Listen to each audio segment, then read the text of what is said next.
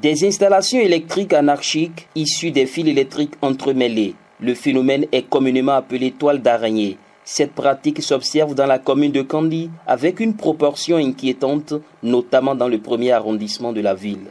Un tour dans certaines rues du quartier Gansoso et le constat est perceptible. Le fait constitue un véritable piège à hommes car ne respectant aucune norme de sécurité. Les conséquences peuvent être dramatiques, les cas d'électrocution et d'incendie déjà enregistrés dans un passé récent. Il y a beaucoup de conséquences autour de cette affaire. Voilà, quand nous prenons du point de vue sécuritaire, d'abord une véritable source d'électrocution, et surtout en saison des pluies. Parce que parfois les fils sont entremêlés et dénudés, sans qu'on se rende compte de véritable source d'incendie.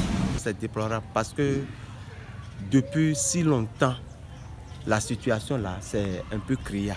Dans la saison pluvieuse là, il y a un enfant qui s'est électrocuté ici, il y a des gens qui sont morts à cause de ce désordre-là. Même à côté, il y a l'école.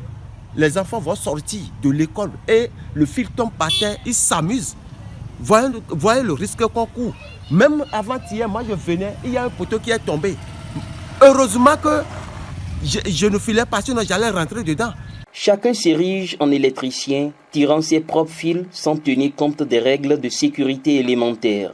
C'est des équations à plusieurs inconnues pour les professionnels de l'électricité en cas de panne. Nous avons également la difficulté d'intervention en cas de problème. Par exemple, une maison qui est alimentée par ce réseau-là, aérien, qui est entremêlé dans les toiles d'araignée. Vous voyez, un technicien qui vient pour intervenir, c'est une véritable source. Et des moments même on vient intervenir, on crée plus de problèmes. Et on vient pour une panne, finalement on se retrouve avec 4 ou 5 pannes.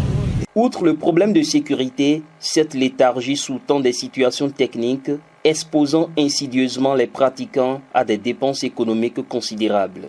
Plus loin, il y a le point économique. Vous voyez, une maison qui est alimentée, je ne dirais pas une maison, ça peut être aussi un point commercial qui est alimenté par ces installations, la petite toile d'araignée. Et c'est que la maison est déjà distante par rapport au compteur. Et cette distance-là entraîne déjà des véritables pertes d'énergie et également la baisse de tension. Cette baisse de tension n'est pas sans conséquence sur les utilisateurs parce que les appareils fonctionnent en sous-régime. Et quand les équipements fonctionnent en sous-régime, c'est que la durée de vie est très limitée. Et également, le client paie énormément. Parce que quelqu'un qui avait prévu payer crédit pour 10 000 francs, il le paye, c'est peut-être que 5 000, il va pouvoir utiliser dedans.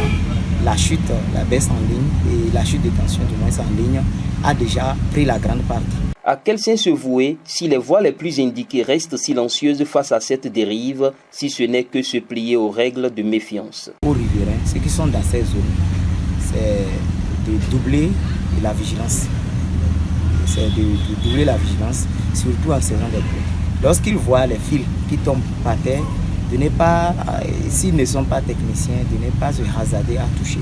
Et même si c'était un technicien, il y a des précautions à prendre pour pouvoir intervenir sur ces fils. Donc d'éviter au maximum de s'approcher de ces installations. Souvent, on passe dans des maisons pour les sensibiliser. On sensibilise même les gens qui amènent les enfants à l'école. S'ils ont vu quelque chose comme ça, ils n'ont qu'à nous prévenir pour qu'on vienne dégager des trucs comme ça. Sinon, ça ne va pas.